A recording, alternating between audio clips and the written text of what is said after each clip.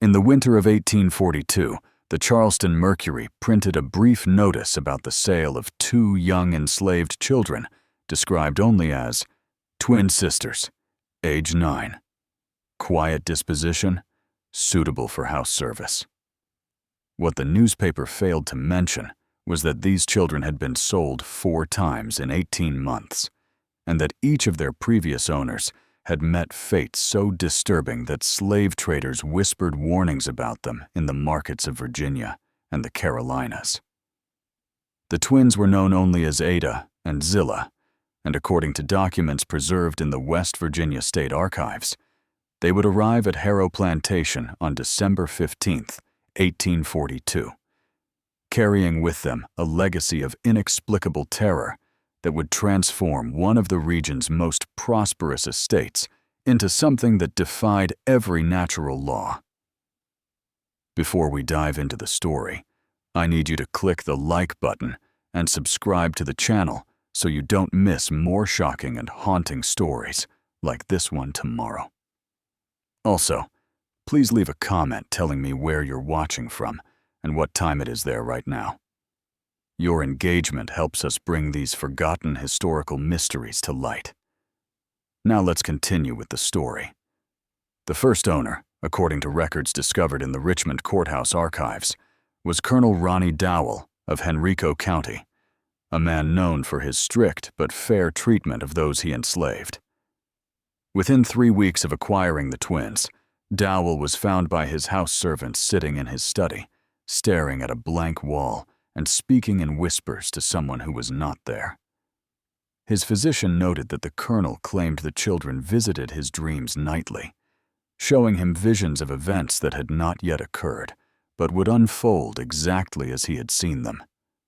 Dowell sold the twins after 6 weeks and spent his remaining years in the Virginia State Hospital for the Insane, where he died claiming that small hands pulled at his bedsheets every night until his death in 1841.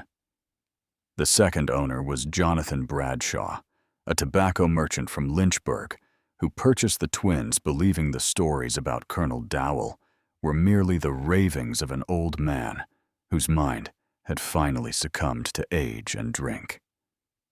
Bradshaw kept detailed records of his household and his journals, preserved in the Virginia Historical Society archives, document a rapid descent into madness that began the very night the twins arrived at his estate.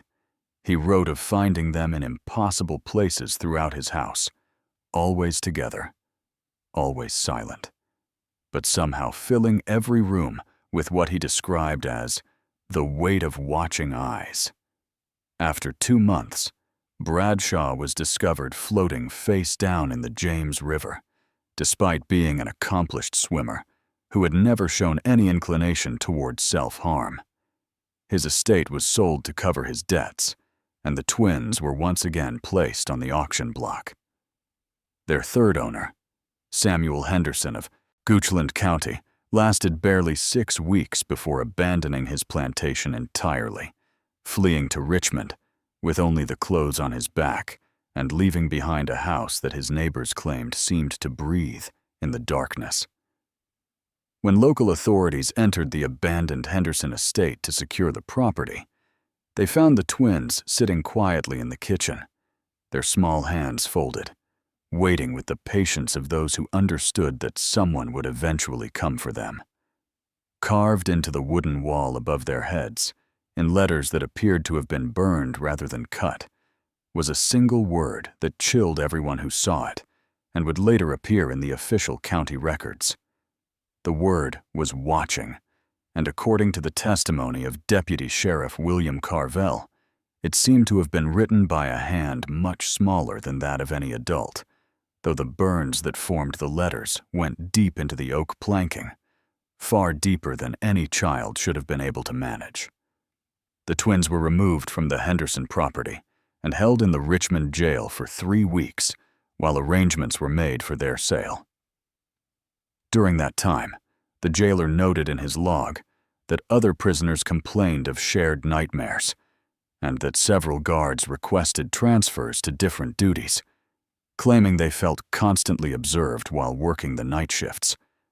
When Thomas Harrow of Mineral County arrived to purchase the twins in early December of 1842, he was warned by the Richmond slave trader about their unusual history. But Harrow was a man who prided himself on his ability to break any rebellious spirit, and he dismissed such warnings as superstition and foolishness from men who lacked the proper firmness required to manage difficult property. Thomas Harrow's confidence in his ability to manage any difficult property would be tested sooner than he anticipated. Within days of the twins' arrival at his plantation, he assigned his most trusted enforcer to oversee their integration into the household routine. Silas Drennan had earned his reputation through blood and fear across 3 counties in Western Virginia, serving for 15 years as the overseer plantation owners called when other men had failed to maintain order and discipline. He was the man who arrived when slaves grew restless, when whispers of rebellion began to spread through the quarters like wildfire. Drennan had put down 3 separate uprisings during his career, and his methods were so effective that merely mentioning his name was often enough to restore order to a defiant workforce. Standing 6 feet 4 inches tall and weighing 230 pounds, Drennan carried scars on his hands from the whip handles he had worn smooth through constant use. He viewed the arrival of 2 9-year-old girls as an opportunity for easy money rather than any sort of challenge to his authority, particularly after hearing the whispered warnings about their previous owners. Drennan dismissed such stories as superstition from weak-minded men who lacked the proper firmness required to manage difficult property. He had never encountered a slave he could not break, regardless of age, and he planned to establish his dominance over the twins immediately upon their arrival. The twins had been assigned to sleep in the children's quarters, a long wooden building that housed the youngest enslaved people on the plantation. Drennan made it his practice to conduct surprise inspections during the night hours, believing that constant vigilance was necessary to prevent the planning of escapes or acts of rebellion. He announced to Thomas Harrow that he would personally ensure the twins understood their place within the plantation hierarchy, and that any unusual behavior would be corrected swiftly and permanently. What neither Harrow nor Drennan anticipated was that the twins' influence would prove far more powerful than any physical force or threat of punishment. On the morning of December 28, 1842, Drennan was discovered by the cook, Martha, when she arrived before dawn to begin preparations for the morning meal. According to her testimony, recorded later by the Mineral County Sheriff, Martha found the overseer kneeling on the floor between the sleeping twins, his massive frame bent forward as tears streamed down his face while he spoke in a language she had never heard before, but somehow recognized as the dialect her grandmother had whispered during prayers when Martha was a child. The scene was so extraordinary that Martha stood frozen in the doorway, unable to comprehend how the most feared man on the plantation had been reduced to this broken, weeping figure. The cook later told investigators that Drennan appeared unaware of her presence, continuing to speak in what she identified as words from the old country, the place her grandmother had been taken from before Martha was born.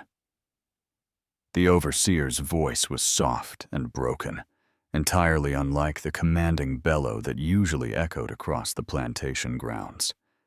Martha reported that she listened to Drennan repeat phrases that seemed to be confessions or pleas, though she could not understand their exact meaning.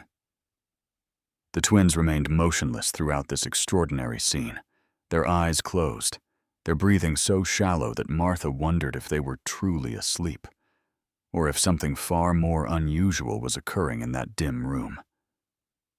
When Martha finally gathered the courage to speak Drennan's name, He turned toward her with an expression she later described as that of a man who had seen the face of judgment itself.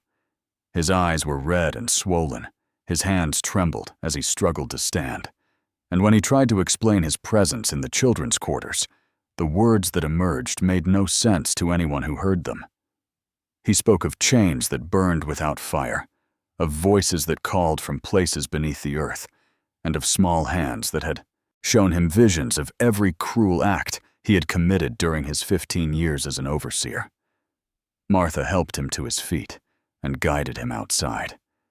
But Drennan continued to mutter in the strange dialect, occasionally switching to English to beg forgiveness from people who were not present, people whose faces he claimed to see more clearly than those of the living who stood before him. The transformation in Silas Drennan was immediate and complete. The man who had terrorized enslaved people across 3 counties became withdrawn and fearful, jumping at sudden sounds and refusing to enter any building after sunset. He stopped carrying his whip and began to speak to the plantation's enslaved population with a deference that bordered on reverence. When other overseers from neighboring plantations visited Harrow to discuss business, they noted that Drennan seemed to have aged a decade in the span of a few weeks, his hair showing streaks of gray that had not been present before the twins' arrival. Most disturbing of all, according to witnesses, Drennan began to insist that he could hear singing at night, beautiful harmonies that seemed to come from everywhere and nowhere, voices that sang of sorrow and remembrance in languages he could not identify, but somehow understood. As word of Drennan's peculiar transformation began to spread beyond the boundaries of Harrow Plantation, reaching neighboring estates and eventually the ears of prominent families in nearby Charlestown, a different kind of silence was being purchased in the offices of the Western Virginia Herald. On January 15, 1843, the newspaper published what appeared to be a routine notice tucked between advertisements for patent medicines and announcements of upcoming auctions. The brief article mentioned only that residents of Mineral County should be aware of a grave spiritual concern affecting certain properties in the region, and that local clergy were investigating matters that required delicate handling and discretion. What readers could not have known was that this vague notice represented the carefully edited remnants of a far more detailed and disturbing report that had been suppressed through a combination of financial pressure and threats that extended far beyond the usual boundaries of social influence. The original article, according to documents discovered decades later in the Herald's archives, had been written by the newspaper's most experienced correspondent, a man named Frederick Ashworth, who had covered everything from political scandals to accounts of unusual natural phenomena throughout the Virginia territory. Ashworth had spent 3 weeks gathering testimony from multiple sources connected to Harrow Plantation, and his initial draft contained specific details about the twins' arrival, Drennan's transformation, and a series of increasingly strange incidents that had begun to affect not only the plantation's enslaved population, but also several white families in the surrounding area. The editor, James Rutherford, had planned to publish Ashworth's complete investigation until he received a visit from 3 well-dressed gentlemen who arrived at his office on the evening of January 12, 1843.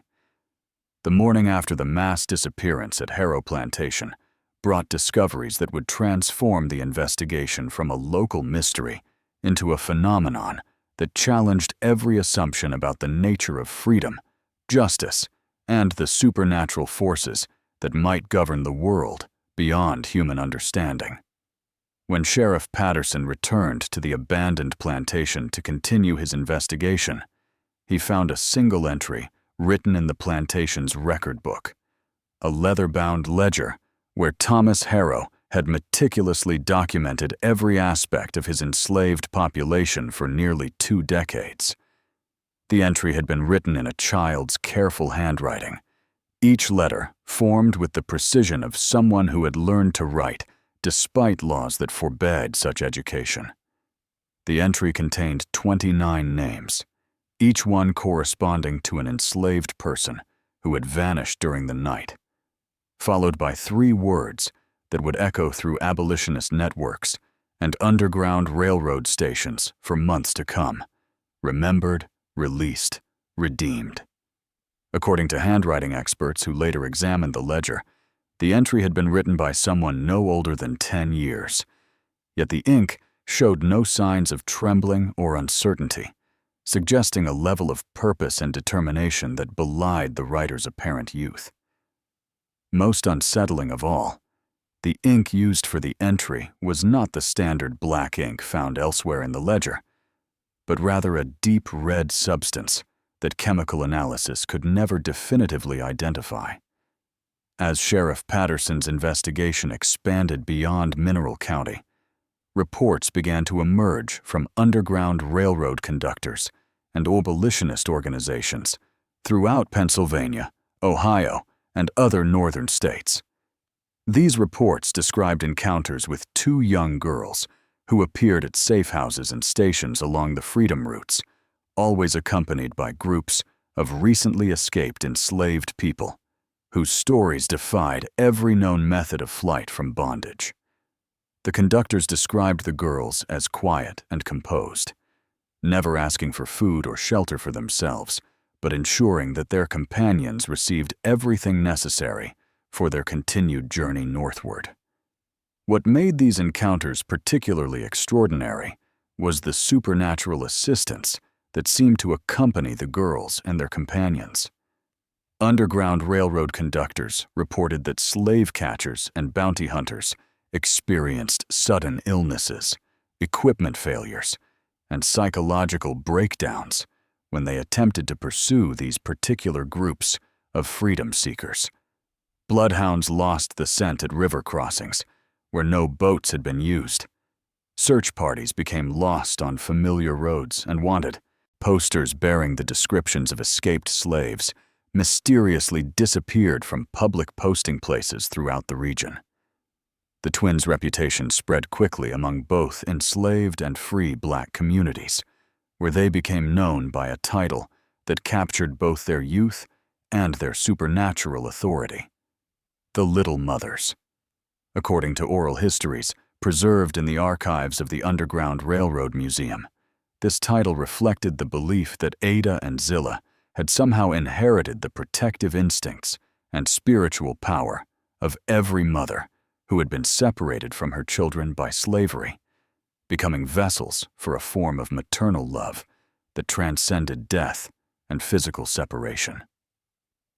Enslaved people throughout the South began to whisper that the Little Mothers were calling their children home, guiding them along paths that existed beyond the reach of earthly authorities.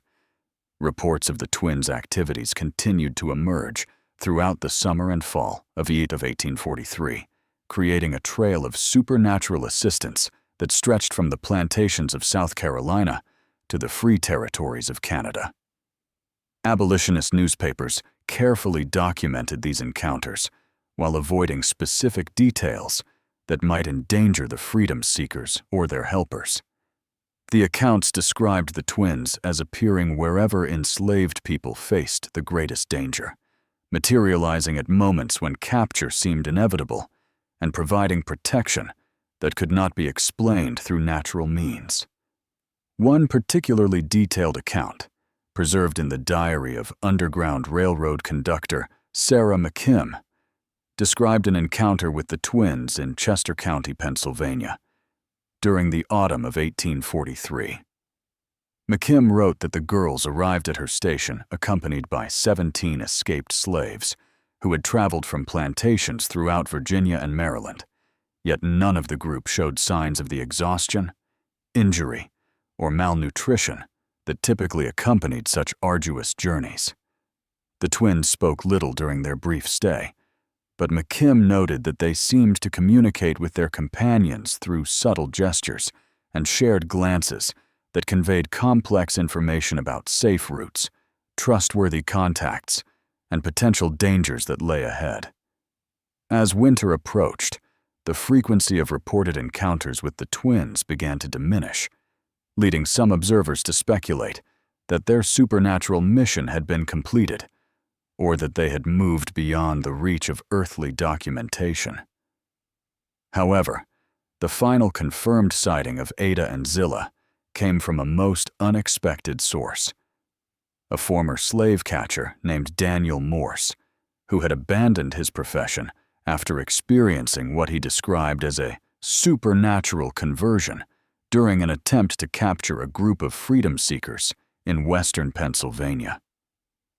According to Morse's testimony, recorded by abolitionist William Still in Philadelphia, he had been tracking a group of escaped slaves when he encountered two young girls standing in a forest clearing, their small hands clasped together as they sang in harmonies that seemed to emerge from the earth itself.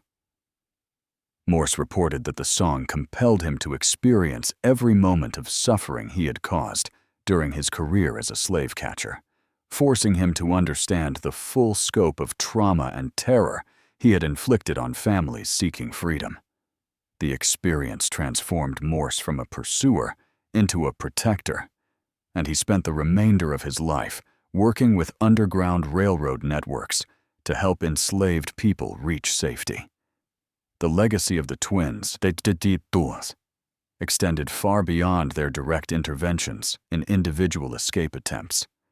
Their story became a source of hope and inspiration for enslaved people throughout the South, a reminder that justice might manifest in forms that transcended human law and earthly authority. The phrase, "the little mothers are calling the children home," became a coded message within enslaved communities, signaling that supernatural assistance was available to those who possessed the courage to seek freedom and the faith to trust in powers greater than those wielded by their oppressors.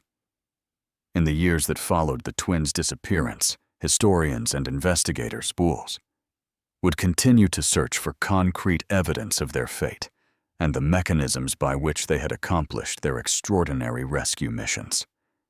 However, the true significance of Ada and Zilla may lie not in the mysteries that surrounded their abilities, but in their demonstration that love and the hunger for justice possess a power that can transcend even death itself, transforming two small children into instruments of divine reckoning that forever changed the landscape of American slavery.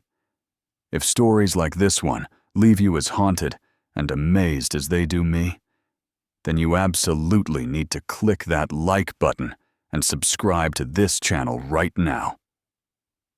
Tomorrow, I'll be bringing you another tale from the shadows of history, another story of the forgotten souls whose courage and supernatural strength changed the world in ways that textbooks never dared to record.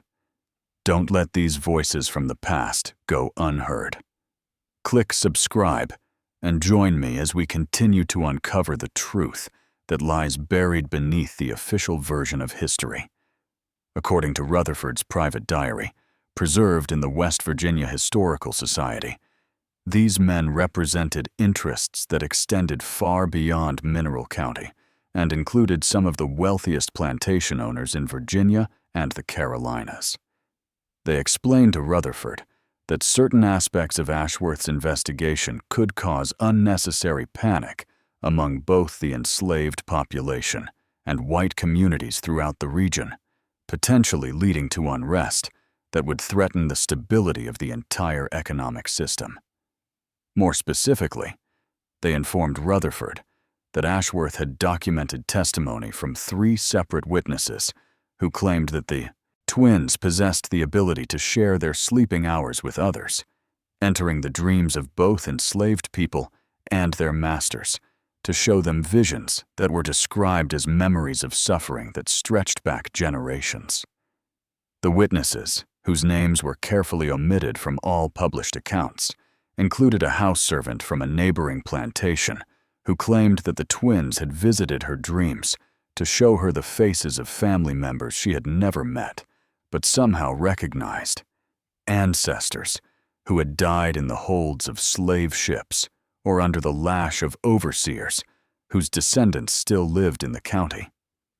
A second witness, identified only as a white woman of respectable family, had reported that the twins appeared to her during sleep to display visions of specific acts of cruelty that had occurred on plantations throughout the region, acts that she had no way of knowing about through normal means, but which were later confirmed through careful investigation.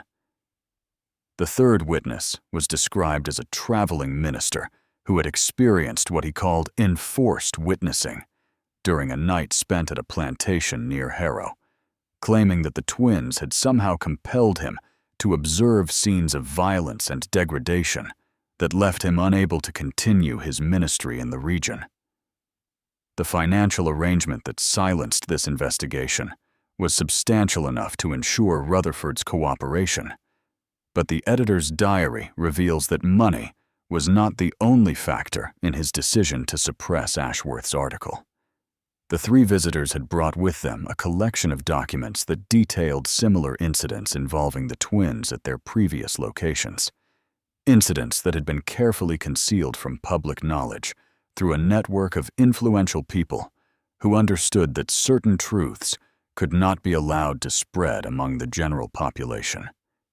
These documents described a pattern of psychological disturbance that seemed to follow the twins wherever they were taken, a pattern that suggested their abilities were not random or accidental, but rather a deliberate and focused form of what one observer had termed inherited justice. Rutherford noted in his diary that the most disturbing aspect of the suppressed evidence was not the supernatural nature of the twins' abilities, but rather the precision with which they seemed to select their targets and the historical accuracy of the visions they shared. Every instance of enforced witnessing involved specific acts of cruelty that could be verified through plantation records, county documents, or the testimony of multiple independent sources. The twins appeared to carry within themselves a living archive of suffering that spanned decades, and their presence seemed to compel others to confront truths that had been carefully hidden beneath the veneer of civilized society. However, what the newspaper editor and his mysterious visitors could not have anticipated was that the twins' influence would soon manifest in ways that extended far beyond dreams and visions, affecting the physical world in manners that defied every known law of medicine and nature. On February 3, 1843, the plantation physician Dr. Samuel Hardin was summoned to Harrow to examine 7 enslaved people who had suffered simultaneous seizures during the early morning hours. According to Hardin's detailed notes, preserved in the Virginia Medical College archives, the affected individuals had been working in different areas of the plantation when they suddenly collapsed, their bodies convulsing in perfect synchronization despite being separated by hundreds of yards.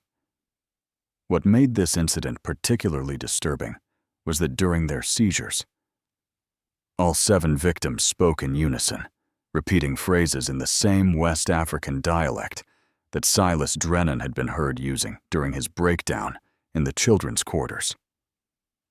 Dr. Hardin's examination revealed that the 7 affected individuals showed no signs of poisoning, disease, or any other medical condition that might explain their synchronized collapse. Their vital signs were normal, their pupils responded appropriately to light, and they displayed no fever or other symptoms of illness. However, when Hardin questioned them about their experience, each person provided identical accounts of what had occurred during their seizure.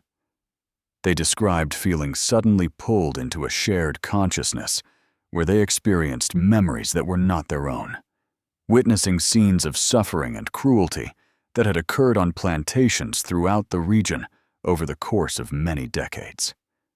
The physician's notes document his growing alarm as he realized that the 7 individuals were describing specific historical events with remarkable accuracy.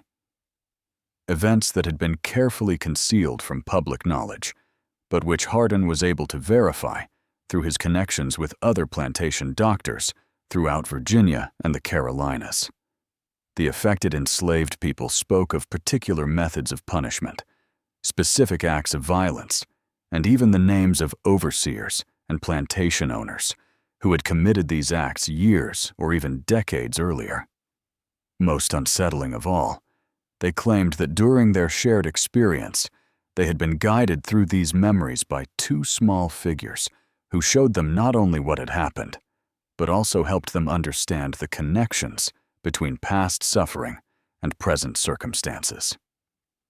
Dr. Hardin's investigation led him to discover that similar incidents had begun occurring on neighboring plantations, always involving groups of 7 enslaved people who suffered simultaneous seizures and emerged with shared memories of historical trauma.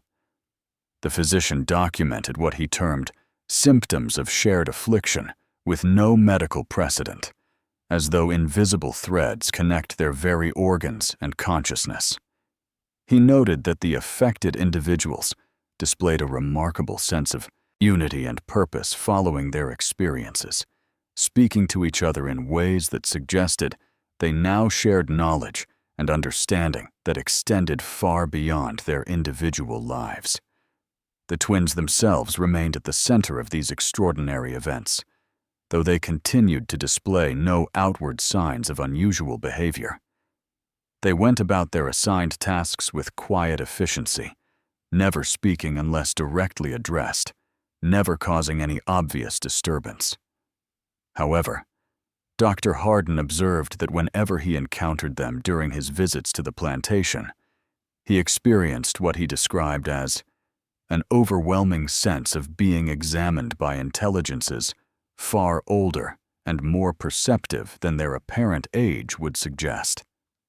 The physician noted that the twins seemed to communicate with each other through subtle glances and gestures that conveyed complex information, and that other enslaved people on the plantation had begun to seek them out for brief, whispered conversations that invariably left the participants appearing both troubled and strangely comforted. As February progressed, the incidence of shared seizures increased in frequency and began to affect enslaved people on plantations throughout a 20-mile radius of Harrow. Dr. Hardin found himself traveling constantly between properties, documenting cases that followed the same pattern. Groups of 7 individuals experiencing simultaneous collapse, emerging with shared memories of historical suffering, and displaying afterward a sense of connection and purpose that their owners found deeply unsettling. The physician's reports began to attract attention from medical colleagues in Richmond and Charleston, but his requests for assistance in understanding these phenomena were met with responses that suggested other doctors had encountered similar cases and had been advised to limit their documentation and avoid publishing their findings. As reports of the shared seizures reached the attention of religious authorities throughout the region, Thomas Harrow found himself under increasing pressure from neighboring plantation owners to address what they viewed as a spiritual crisis that threatened the stability of their entire way of life. The synchronized collapses had begun to spread beyond the 20-mile radius that Dr. Hardin had initially documented, and several prominent families had reported that their own enslaved populations were displaying signs of what local ministers described as supernatural agitation. On March 2, 1843, Harrow received a visit from Reverend Josiah Thornwood, a Methodist minister known throughout Virginia and the Carolinas for his success in conducting exorcisms and spiritual interventions on plantations where similar disturbances had occurred. Reverend Thornwood arrived at Harrow Plantation with an impressive reputation and the endorsement of some of the most influential religious leaders in the region. He had spent 15 years traveling between plantations, performing what he termed spiritual corrections that were designed to restore proper order between masters and their enslaved populations. According to his published testimonials, Thornwood had successfully resolved cases involving rebellious slaves who claimed to receive divine visions, enslaved people who spoke in tongues during religious gatherings, and instances where supernatural phenomena had been used to justify resistance to lawful authority. He viewed the situation at Harrow as another opportunity to demonstrate the power of Christian faith over what he considered to be African superstitions and diabolic influences. The Reverend's initial examination of the twins took place on March 5, 1843, in the presence of Thomas Harrow, Dr. Hardin, and 2 other ministers who had accompanied Thornwood to serve as witnesses to his spiritual intervention. According to the detailed diary that Thornwood maintained throughout his ministerial career, preserved in the archives of the Virginia Conference of the Methodist Church, the twins appeared completely ordinary during this first encounter. They answered his questions politely, demonstrated familiarity with Christian prayers and biblical passages, and showed none of the obvious signs of possession or supernatural influence that he had encountered in previous cases. However, Thornwood's diary entries began to change dramatically following his first night at Harrow Plantation. His normally precise handwriting became increasingly erratic, and his theological observations gave way to personal confessions and fragmented descriptions of experiences that seemed to challenge everything he believed about the nature of good and evil. On March 6th, he wrote that he had been visited during sleep by visions that were more vivid and terrible than any nightmare, yet possessed of a clarity that made them seem more real than waking life. He described being compelled to witness scenes of cruelty and degradation that had occurred on plantations throughout the region, experiences that he initially attributed to diabolic temptation designed to weaken his faith and resolve. By March 7th, Thornwood's diary entries had become nearly incoherent, filled with references to small hands that guide the soul through corridors of memory, and voices that speak truths too terrible for the human heart to bear. He wrote extensively about being shown the faces of enslaved people who had died under conditions of extreme suffering, individuals whose names and stories he had no way of knowing through normal means, but which he found himself able to verify through plantation records and the testimony of longtime residents. Most disturbing of all, Thornwood began to document his growing realization that the visions were not random acts of spiritual warfare, but rather a systematic education in the historical reality of slavery that forced him to confront the moral implications of the system he had spent his career defending. The Reverend's final diary entry, dated March 8, 1843, represented a complete transformation in his understanding of his mission and his faith. He wrote that the twins had appeared to him not as possessed children requiring exorcism, but as vessels carrying the accumulated grief and memory of generations of suffering. In his final passage, barely legible in its desperation and anguish, Thornwood confessed that, "They showed me what was done to them, what was done to hundreds.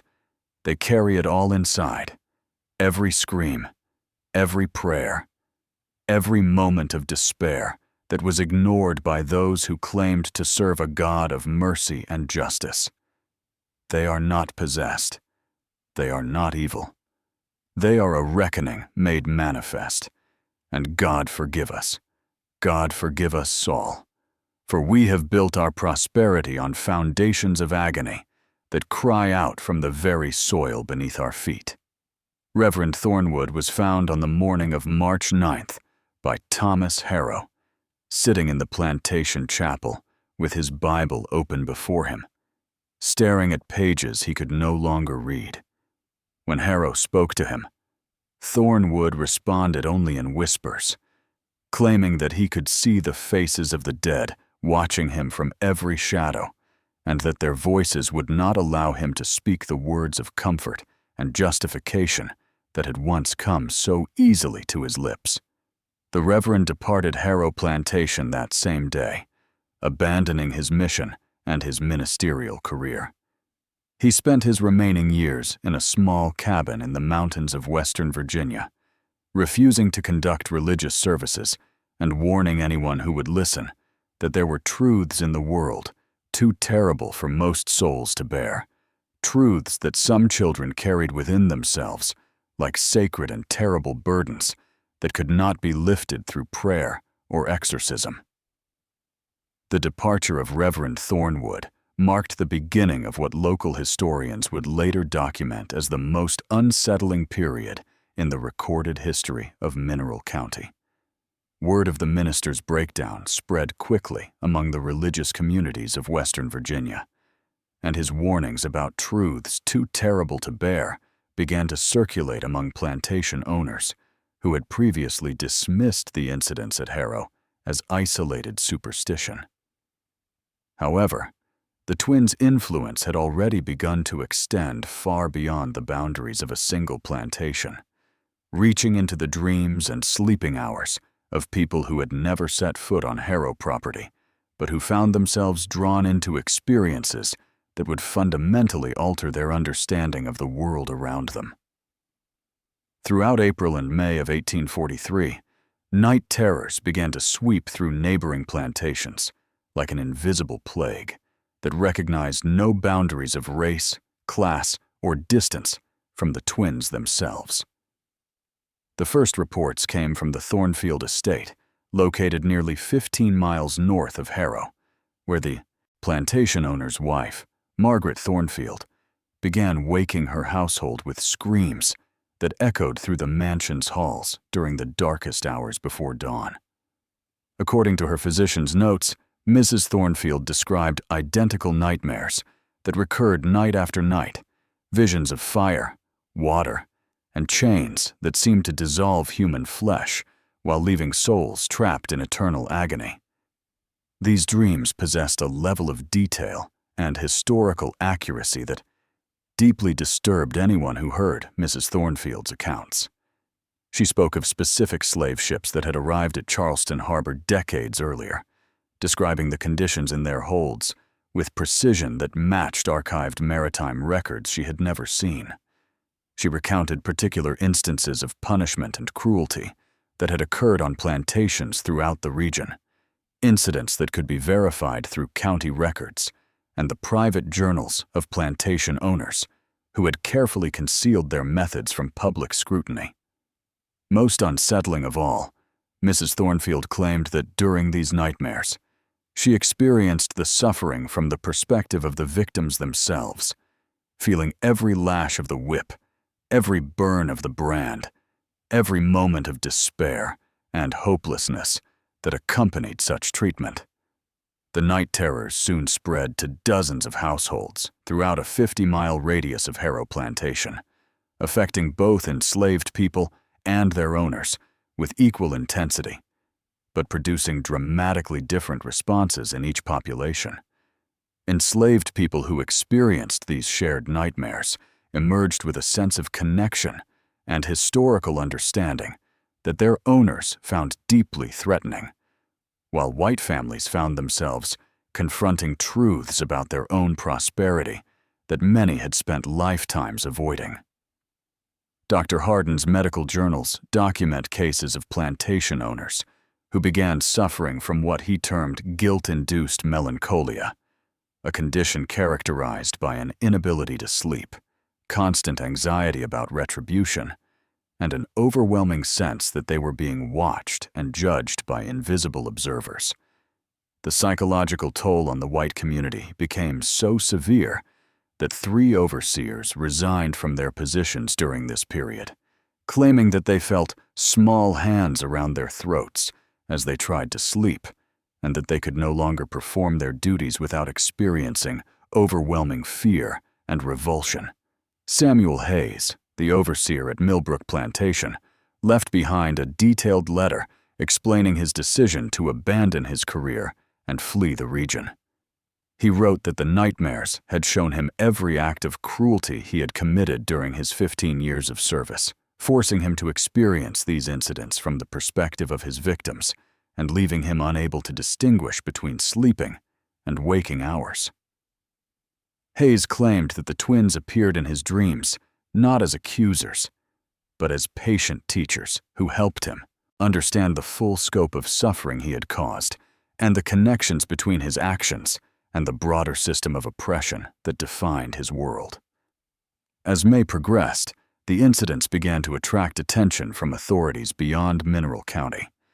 Sheriff William Patterson received reports of similar disturbances from neighboring counties, and his correspondence with other law enforcement officials revealed a pattern of supernatural phenomena that seemed to follow trade routes and family connections throughout the Virginia plantation system. Patterson's investigation uncovered evidence that the twins' previous owners had experienced similar outbreaks of shared nightmares and psychological disturbances, incidents that had been carefully suppressed through a combination of financial pressure and threats against anyone who attempted to document or publicize these events. The sheriff's most disturbing discovery came when he traced the twins' origins through slave market records and shipping manifests. According to documents preserved in the Virginia State Archives, Ada and Zilla had been separated from their mother during a slave auction in Charleston when they were approximately 5 years old. The records indicated that their mother had been sold to a rice plantation in South Carolina, where she died within 6 months under circumstances that the plantation owner described only as a wasting condition that no medical intervention could address. However, witness statements suggested that the mother had died calling out the names of her daughters and promising that they would never be alone, that she would find a way to remain with them regardless of the physical separation imposed by their enslavement. The implications of this discovery sent shockwaves through the community of plantation owners who had previously viewed the twins as simply another piece of troublesome property. The possibility that their abilities might be connected to their mother's death and her final promises suggested a level of supernatural inheritance that challenged every assumption about the nature of slavery and the relationships between enslaved families. As reports of the spreading night terrors continued to multiply, Thomas Harrow found himself facing pressure from his neighbors and business associates to take decisive action against the twins before their influence could spread further throughout the region. By early June of 1843, Thomas Harrow had reached the limits of his patience and his ability to maintain control over his plantation in the face of mounting pressure from neighboring property owners and the increasingly disturbing reports that reached his ears daily. The night terrors had spread to plantations as far south as Richmond and as far north as Martinsburg, creating a network of psychological disturbance that threatened the stability of the entire regional economy. Harrow's business associates had made it clear that they held him responsible for the chaos that had emanated from his property, and several had threatened to cut off all commercial relationships unless he took immediate and decisive action to resolve what they termed the spiritual crisis of the twin negresses. Harrow had built his reputation and his fortune on his ability to maintain absolute control over his enslaved population through a combination of strategic kindness and brutal punishment, carefully calibrated to ensure maximum productivity while preventing rebellion or escape. He prided himself on understanding the psychology of enslaved people better than any of his contemporaries, and he viewed the supernatural disturbances as nothing more than an elaborate form of resistance that could be broken through the application of sufficient force and determination.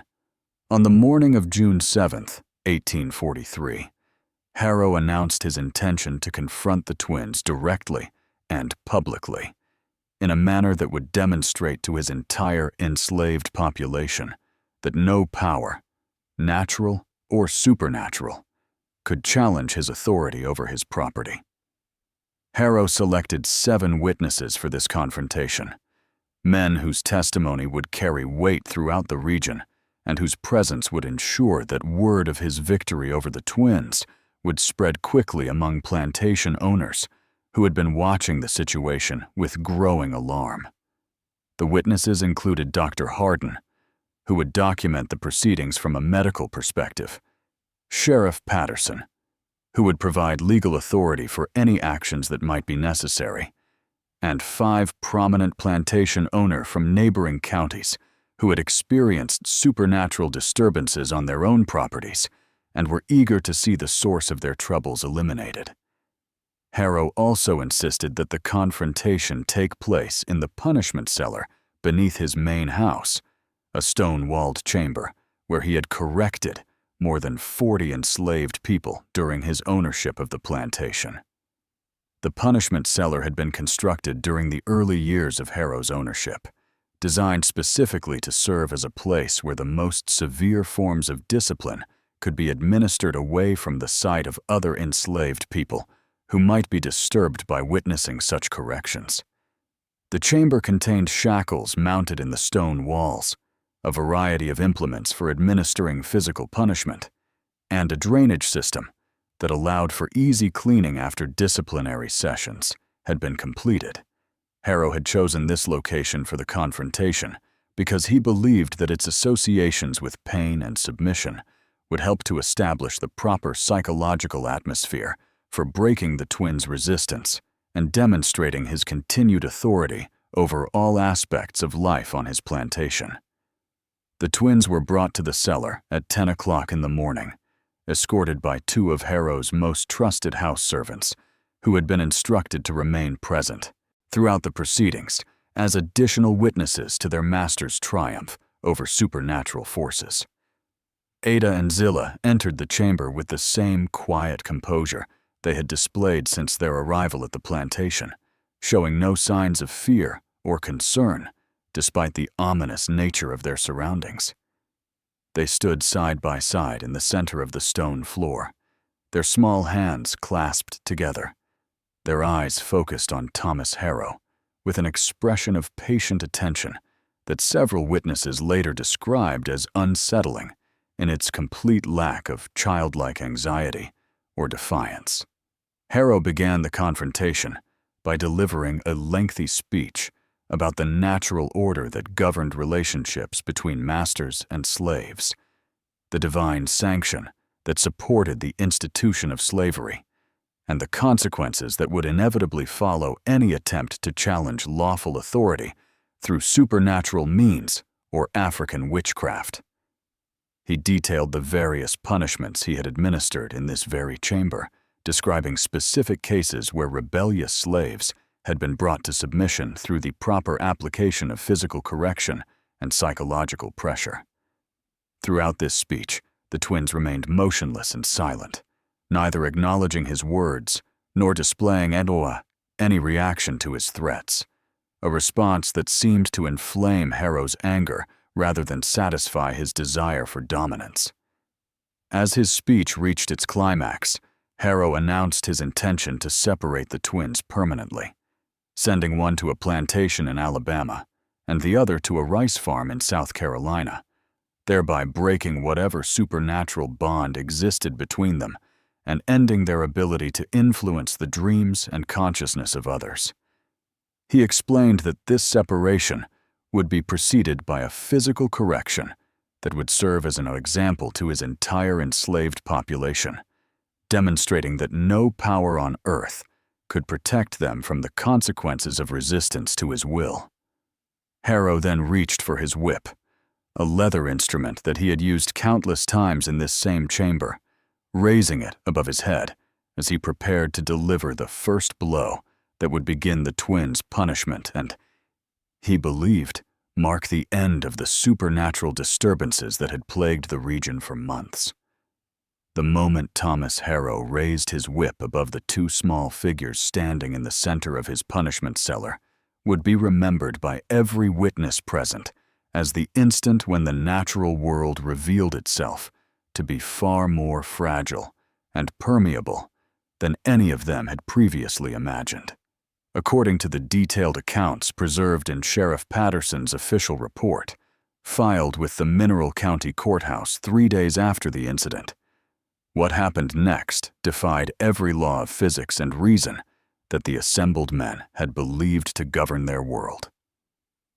As Harrow's arm reached the apex of its swing, preparing to deliver the first blow that would demonstrate his dominance over the twins and their supernatural abilities, both Ada and Zilla simultaneously opened their mouths and released what Patterson described as a sound that was not one voice, but many, perhaps hundreds, and every shackle in that cellar simply fell open, rusted through in an instant, as though a century had passed in the space of a heartbeat.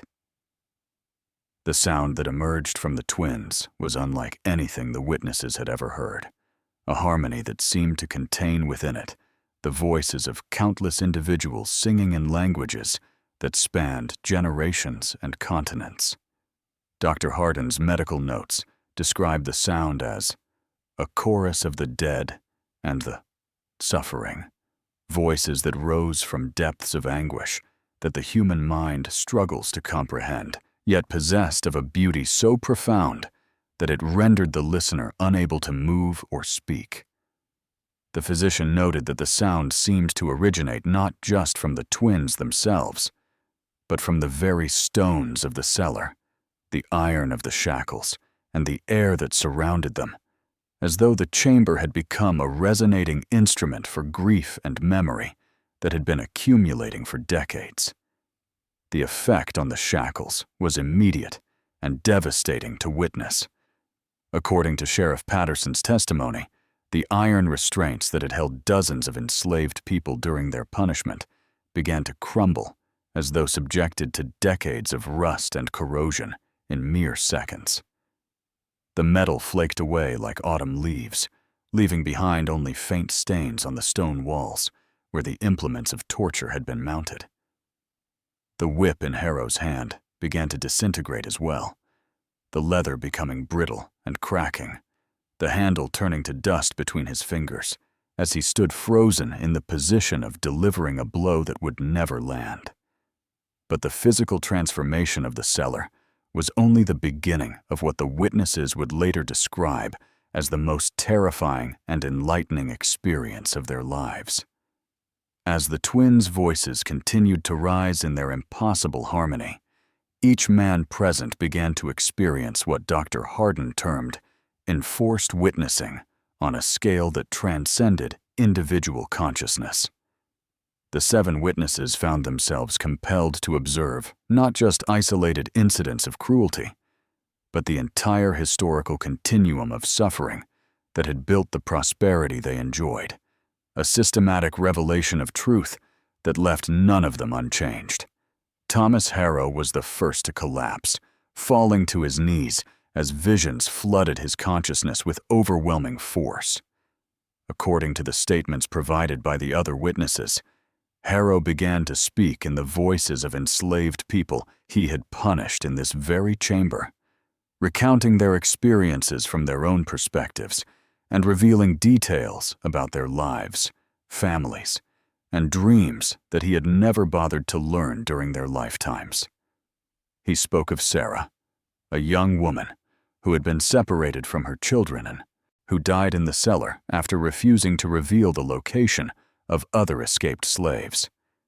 He channeled the voice of Moses, an elderly man who had been whipped to death for teaching other enslaved people to read. Most disturbing of all, he spoke in the voice of the twins' own mother, describing her final moments on a South Carolina rice plantation and her desperate prayers that her daughters would never be forgotten or abandoned. The other witnesses began to experience similar revelations as the twins' voices grew stronger and became complex, incorporating harmonies that seemed to represent every soul that had suffered under the system of slavery. Dr. Hardin found himself reliving surgical procedures he had performed on enslaved people without anesthesia, feeling every incision and amputation from the perspective of his patients. Sheriff Patterson experienced every arrest he had made of escaped slaves, understanding for the first time the terror and desperation that had driven people to risk everything for freedom. The plantation owners present were forced to confront the specific acts of cruelty they had committed or authorized, experiencing each incident through the eyes of their victims and understanding the full scope of trauma they had inflicted. As the supernatural reckoning continued, the twins themselves began to change before the witnesses' eyes. Their small forms seemed to grow translucent, as though they were becoming vessels for the spirits of all those who had died under the lash, in the holds of slave ships, or in the fields under the burning sun. Through their voices came the names of the forgotten dead, the stories of families torn apart, and the dreams of freedom that had sustained countless souls through unimaginable suffering. The witnesses later testified that they could see faces forming in the air around the twins, hundreds of men, women, and children who had died without justice or remembrance, all of them singing together in the terrible and beautiful chorus that filled the stone chamber. The reckoning reached its climax when Thomas Harrow, still kneeling on the floor of his own punishment cellar, began to speak in his own voice for the first time since the twins had opened their mouths. According to Sheriff Patterson's report, Harrow's final words were a confession that encompassed not just his own crimes, but the sins of an entire system built on the commodification of human souls. He acknowledged the names of every person he had killed or caused to die, asked forgiveness from families he had destroyed, and admitted that his prosperity had been purchased with suffering that could never be justified or forgotten. As his confession ended, Thomas Harrow collapsed completely, his body going limp as though his soul had finally been released from burdens too heavy for any human spirit to carry. As Thomas Harrow's confession ended and his body went limp upon the stone floor of the punishment cellar, the twins' supernatural chorus began to fade, their voices growing softer, until only the sound of ragged breathing from the surviving witnesses remained in the chamber. According to Sheriff Patterson's official report, the 7 white men who had entered the cellar that morning were reduced to 3 conscious survivors by the time the twins' reckoning had concluded. Dr. Hardin lay unconscious against the stone wall, his medical bag scattered around him, and his notebook filled with frantic scribblings in languages he did not recognize. 2 of the plantation owners had collapsed beside Thomas Harrow, their bodies showing no signs of physical injury, but their faces bearing expressions that Patterson described as the look of men who had seen the face of divine judgment and found themselves wanting in every possible measure. The 3 surviving witnesses found themselves unable to move for nearly an hour after the twins had fallen silent, their minds struggling to process the magnitude of what they had experienced and witnessed. When they finally gathered the strength to examine their fallen companions, they discovered that Thomas Harrow and the other collapsed men were dead, their bodies unmarked by violence, but their faces frozen in expressions of what Dr. Hardin would later describe as recognition of something that should not be recognized by mortal minds. The physician's own notes, written days later when he had recovered sufficient composure to document the incident, revealed his belief that the men had died not from any physical cause, but from the overwhelming psychological impact of experiencing the full scope of their moral culpability. As the surviving witnesses struggled to comprehend the scene before them, they became aware that the twins had vanished from the cellar without any indication of how or when they had departed. Sheriff Patterson's systematic search of the chamber revealed no hidden passages or concealed exits that might explain their disappearance, and the heavy wooden door through which everyone had entered remained locked from the inside. The twins had simply ceased to be present in the physical space, leaving behind only the echo of their impossible voices and the rusted remains of the shackles that had crumbled during their supernatural chorus. The search for Ada and Zilla expanded beyond the cellar to encompass the entire plantation. But what the searchers discovered defied every expectation and challenged every assumption about the nature of the twins' abilities. All 29 enslaved people who had been living and working on Harrow Plantation had vanished along with the twins, leaving behind empty quarters and workstations and personal belongings that suggested their departure had been neither planned nor hurried.